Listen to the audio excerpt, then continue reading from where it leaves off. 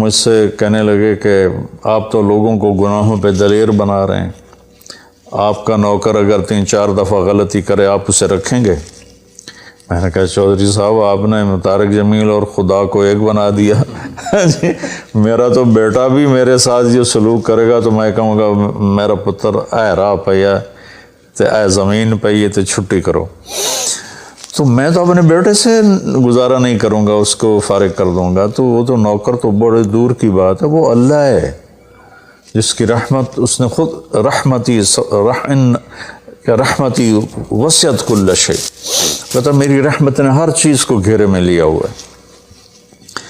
تو توبہ کرتا رہے گا ندامت کے ساتھ، دل کے ساتھ، پھر نفس کے ہاتھوں مجبور ہو کر یا ماحول کے ہاتھوں مجبور ہو کر کچھ کرنا پڑ جاتا ہے، ہو جاتا ہے، پھر وہ توبہ کرتا ہے، اس کا معاملہ بہت آسان ہے۔ اور جو توبہ پہ پکا ہو جاتا ہے تو اس کے ساتھ اللہ کیا کرتا ہے؟ پہلے اللہ تعالیٰ نے کہا کہ والذین لا یدعون مع اللہ الہا آخر، میرے بندے وہ ہیں جو شرک نہیں کرتے، ولا یقتلون نفس التی حرم اللہ الا بالحق، اور جو کسی کو قتل نہیں کرتے، ولا یزنون، جو زنا نہیں کرتے، ومن یفعل ذلک یلقى اثاما، جو یہ کام کرتا کرتا مر گیا اس کو بہت بڑا اس کا تاوان بھگتنا پڑے گا۔ یضاعف له العذاب ویخلد فیہ مہانا، فیہا ہے، ہاں یضاعف له العذاب یوم القیامہ ویخلد فیہ مہانا، کہ اگر یہ کام کرتا ہوا ایک آدمی مر جاتا ہے، جیسے قبائلی دشمنیوں میں مارے جا رہے ہیں اور ان میں قاتل 100 آدمیوں کا قاتل ہے، اپنی موت مر جاتا ہے، تو کہا اس کی تو خیر نہیں ہے، لیکن 100 کا قاتل توبہ کر لے، زنا کرنے والا توبہ کر لے، کفر کرنے والا توبہ کر لے، تو اللہ تعالیٰ فرماتا ہے کہ الا من تاب وآمن وعمل عملا صالحا فاولئک یبدل اللہ سیئاتہم حسنات، پھر میں کیا کرتا ہوں کہ اس نے جو توبہ پکی کر لیتا ہے، پکی، تو میں کیا کرتا ہوں اس نے زندگی میں جتنے گناہ کیے ہوتے ہیں وہ مٹا کے نیکیاں لکھ دیتا ہوں، ہر گناہ کے بدلے ایک نیکی لکھ دیتا ہوں۔ ایک دفعہ نعیم بٹ صاحب میرے بڑے پیارے بھائی ہیں، دوست ہیں، کہنے لگے مولانا صاحب میری نیکیاں آپ سے زیادہ ہیں۔ میں نے کہا جی میں تو کوئی دعویٰ نہیں کی تبھی میریاں زیادہ، کہا نہیں میں لاجک دیتا ہوں، کہا ہم نے اتنے گناہ کیے ہیں کہ جس کی حد کوئی نہیں، شوبز کی دنیا میں تھے وہ، تو اب میں نے کر لی پکی توبہ، تو آپ کی نیکیاں اتنی نہیں جتنے میرے گناہ ہیں، وہ سارے لکھے گئے نیکیوں میں، تو میری نیکیاں آپ سے بڑھ گئی۔ میں نے کہا بڑی زبردست آپ نے لاجک دی ہے، بالکل ٹھیک ہے، اللہ پاک جس کو جتنا چاہتا ہے دیتا ہے۔ تو توبہ پر اللہ تبارک و تعالی ہر شے معاف کر دیتا، یہ مہینہ مغفرت کا ہے، بخشش کا، یہ مطلب نہیں کہ بھائی ڈنڈے بھی مارتے رہو اور اللہ بخشش کر دے گا، اللہ تعالیٰ جس کو چاہے معاف کر دے، اللہ کی رحمت کسی شے کی حقوق العباد معاف کر دے، حقوق اللہ معاف کر دے، اللہ کو کسی چیز کی کوئی رکاوٹ نہیں ہے، لیکن اس کا قانون ہے ان رحمت اللہ قریب من المحسنین، میری رحمت ان لوگوں کے قریب ہے جو عمل کو خوبصورت بنا کے پیش کرتے ہیں اس کی بارگاہ۔ تو ایک صحابی جنہوں نے حضرت حمزہ کو قتل کیا، حضرت حمزہ رضی اللہ تعالیٰ عنہ علیہ السلام، وحشی رضی اللہ تعالیٰ عنہ، اللہ کے نبی نے مکہ فتح کیا تو ان کے قتل کا حکم دے دیا کہ جہاں ملے قتل کر دو، تو وہ بھاگ گئے طائف، ان کو کسی نے کہا جو آ کے کلمہ پڑھ لینا اس کو معاف کر دیتا، اور جو آ کے معافی مانگے اس کو معاف کر دیتا۔ تو کہنے لگے میں نے منہ چھپایا اور چپ کے راستوں سے مدینے پہنچا،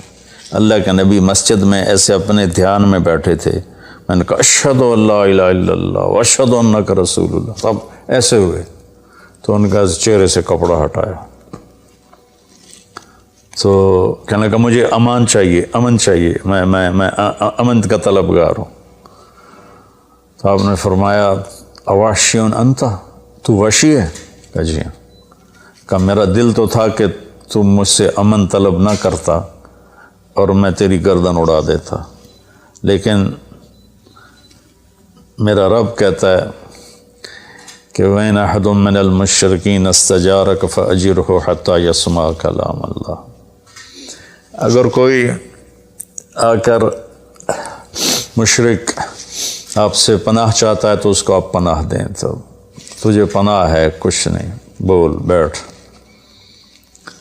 تو کہنے لگا میرے کچھ سوال ہیں۔ آپ نے کہا کیا؟ پھر کہنے لگا مجھے امن تو ہے نا، مجھے کہیں گے تو کچھ نہیں۔ آپ نے کہا نہیں، کچھ نہیں کہتا۔ آپ کا رب کہتا ہے جو شرک کرے، قتل کرے، زنا کرے وہ جہنم میں جائے گا، جو میں نے ابھی آیت پڑھی۔ تو میں نے تو یہ سارے کیے ہوئے ہیں، تو کیا میرے لیے گنجائش ہے؟ آپ نے کہا اللہ کہہ رہا الا من تاب وآمن وعمل عملا صالحا فاولئک یبدل اللہ سیئاتہم حسنات وکان اللہ غفور الرحیم، کہ اللہ تعالیٰ فرما رہا ہے جو توبہ کر لے، جو ایمان لے آئے، جو اچھا عمل کرے تو اللہ معاف کر دے گا۔ وہ کہنے لگا ایمان بھی لاؤں، توبہ بھی کروں، اچھا عمل بھی کروں، یہ تو بڑی سخت شرطیں ہیں، کوئی اور آسان اس سے راستہ ہے؟ تو آپ نے کہا ہاں، اللہ تعالیٰ کہتا ہے کہ ان اللہ لا یغفر ان یشرک بہ ویغفر ما دون ذلک لمن یشاء، میں شرک معاف نہیں کروں گا، باقی جس کو چاہوں معاف کر دوں۔ تو اس پر کہنے لگا وحشی آپ مجھے قتل تو نہیں کریں گے نا، مجھے امن تو ہے نا؟ آپ نے کہا ہاں ہے۔ کہا اچھا اگر وہ یہ کہتا ہے کہ میں شرک معاف نہیں کروں گا، باقی جس سے چاہوں معاف کروں، اگر مجھے معاف نہ کیا تو مجھے کلمہ پڑھنے کا کیا فائدہ؟ تو پھر آپ نے تیسری آیت اس کے سامنے پیش کی، کیا میرے نبی کا ظرف ہے چچا کے قاتل سے کیسی بات کر رہے ہیں، اور ایسی بے دردی سے قتل کیا گیا، ناک کاٹ لیا گیا، کان کاٹ لیے گئے، پیٹ چیر دیا گیا، کلیجہ ہندا نے چبا لیا اور سارا آنتیں نکال کے باہر پھینکنی، اور آپ ان کی میت پر اتنا روئے تھے کہ آپ کی ہچکیاں لگ گئیں۔ تو اللہ نے جبریل کو بھیجا کہ جاؤ میرے محبوب سے کہو کہ آپ روئیں نہیں، ہم نے حمزہ کو عرشوں پہ لکھ دیا ہے، حمزہ تو اسد اللہ و اسد رسول ہی، حمزہ اللہ اور اس کے رسول کے شیر ہیں، ہم نے عرش پہ لکھوا دیا ہے۔ تو کہنے لگا اگر مجھے معاف نہ کیا تو پھر مجھے کلمہ پڑھنے کا کیا فائدہ؟ تو پھر آپ نے تیسری آیت اس کے سامنے پیش کی، یا عبادی الذین اسرفوا علی انفسہم لا تقنطوا من رحمت اللہ ان اللہ یغفر الذنوب جميعا انہ هو الغفور الرحیم۔ اے میرے نافرمان بندو، کتنا پیار سے بلایا نافرمانوں کو، اور میرے کہا، میرے اب آدمی سگی اولاد کو کہتا تو میرے چنے جمع ہیں، جب وہ نافرمان ہو جائے تو وہ اللہ تعالیٰ کافروں سے کہہ رہا ہے، نافرمانوں سے کہہ رہا ہے اے میرے نافرمان بندو جنہوں نے اپنے اوپر ظلم کیا، تم گھبراؤ نہیں، تم توبہ کرو، میں سارے معاف کر دوں گا۔ کہنے لگا ہاں اے گل ٹھیک۔ پھر اس نے کلمہ پڑھا تو اللہ کے نبی نے پھر فرمایا اچھا یہ تو بتا یار، میرا چچا تو شیر تھا، تو نے کیسے قتل کر دیا؟ پھر اس نے ساری کہانی سنائی کہ مجھے مطعم بن عدی نے کہا تھا، ان کا غلام تھے یہ، کہ تو محمد کو یا علی کو یا حمزہ کو علیہم السلام کسی ایک کو قتل کر دے تجھے آزاد کر دوں گا۔ تو حمزہ پر تو میں سوتے میں بھی وار نہیں کر سکتا تھا، اس سے میرے اوپر اتنا خوف تھا، اور آپ کے گرد جانا ویسے ہی مجھے پتا تھا محال ہے، چاروں طرف پیرا ہے۔ میں تو علی کو قتل کرنے نکلا تھا، لیکن جب میں اس کے قریب پہنچا تو اس کی نظر ایسے چاروں طرف گھوم رہی تھی، اور میں نے چھپ کے وار کرنا ہوتا ہے، تو میں چھپ نہیں پا رہا تھا، میں اس کی نظروں میں آ رہا تھا، چونکہ جیسے اس کی تلوار چل رہی تھی ویسے اس کی نظر بھی چل رہی تھی۔ تو پھر اس کو چھوڑ کے میں حمزہ کی طرف گیا تو وہ اندھا دھند، دونوں ہاتھوں میں تلوار تھی، وہ دائیں بائیں نہیں دیکھ رہے تھے، بس آگے جو آ رہا تھا گاجر مولی کی طرح کاٹ رہے تھے۔ تو اس کے راستے میں ایک پتھر کے پیچھے چھپ کے بیٹھ گیا۔ جب وہ میری زد میں آئے تو میں نے برچھا پھینکا تو ان کے لگا، تو انہوں نے مجھے ایسے دیکھا تو مجھے لگا میری جان نکل جائے گی، میں بھاگا وہاں سے ڈر کے مارے، حالانکہ مجھے پتا تھا میرا برچھا وار کر کام کر گیا ہے۔ تو پیچھے آوازیں ابا ہمارا، ابا ہمارا، تو مجھے اندازہ ہو گیا کہ میرا کام ہو گیا۔ تو اس پر اللہ کا نبی ایسے روئے کہ پھر آپ کی آنکھوں کے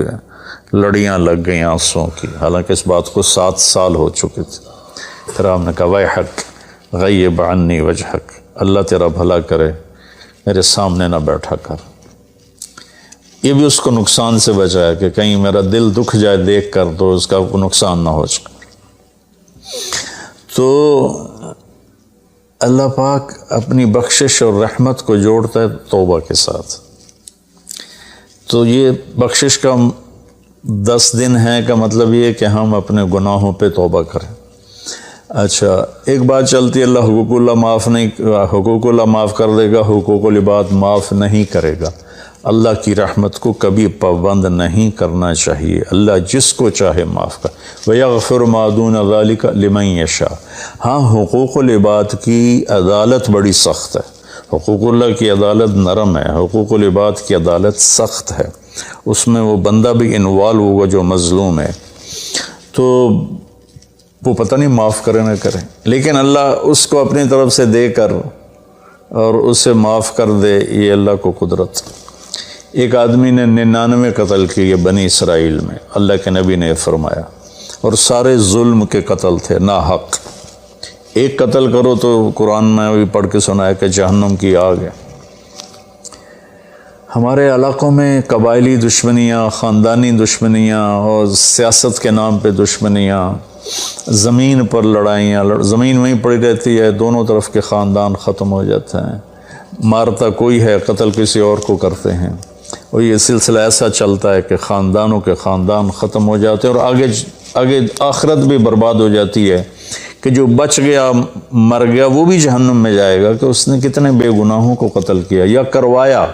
قتل کروایا۔ میرے نبی کا فرمان ہے ایک آدمی کے قتل پر پوری دنیا اکٹھی ہو جا، ہاں بھائی مار دیو، اور مارنا تو ایک گولی نہ الٹھا ہو جانی ہے، تو 7 ارب انسان کہہ رہے ہیں انہوں مار دے، اور مارنا بے گناہ ہے،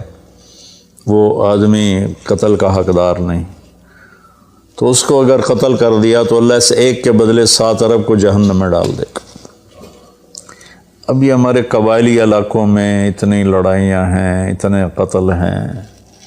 نماز پڑھتے کو گولی مار دیتے، تو یہ خیال نہیں کرتے کہ آگے اس قتل کا جواب دینا پڑے گا۔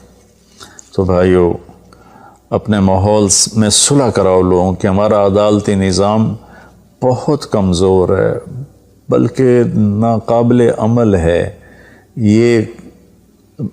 مظلوم کا ساتھی نہیں ہے، یہ ظالم کا ساتھی ہے۔ 150 پونے 200 سال پرانا انگریز کا قانون ابھی تک چل رہا ہے، اس سے خاک انصاف ملے گا کسی کو۔ علاقے کے جو با اثر لوگ ہیں وہ خاندانوں میں صلح کرائیں، وہ جہاں بھی کوئی لڑائی ہو جائے اس کو چھوٹا نہ سمجھیں، ان میں لوگوں کی صلح کرائیں۔ آپ نے فرمایا کہ میں تمہیں بتاؤں نفلی حج سے بہتر، نفلی نماز سے بہتر، نفلی روزے سے بہتر عمل بتاؤں؟ حالانکہ نفلی حج اور فرض حج میں سارے اعمال برابر ہوتے ہیں، لیکن فرض کو کوئی چیز پہنچتی نہیں، لیکن تھکاوٹ تو نفلی والے کو بھی اتنی ہوتی جتنی فرض والے کو ہوتی، تو آدمی پس کے رہ جاتا۔ میں تو کئی سال مسلسل حج کیے۔